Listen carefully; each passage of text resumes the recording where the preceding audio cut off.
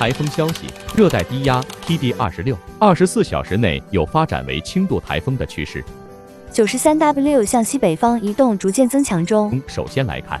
热带低压 TD26月22日08时，中心位置在北纬20.0度，东经119.6度，鹅銮鼻西南海面170公里，风力7级，中心时速55公里，热带低气压级，中心气压100800帕，时速18公里，向西移动。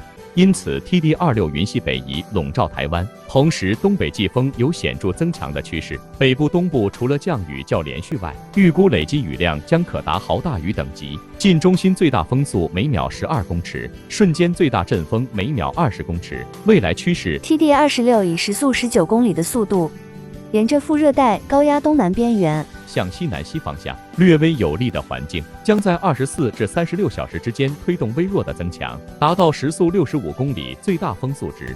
另外，菲律宾东南的 93W 气压100800帕。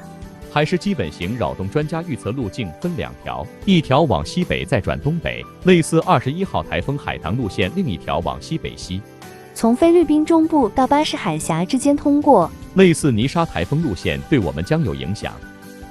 记得关注再走哦。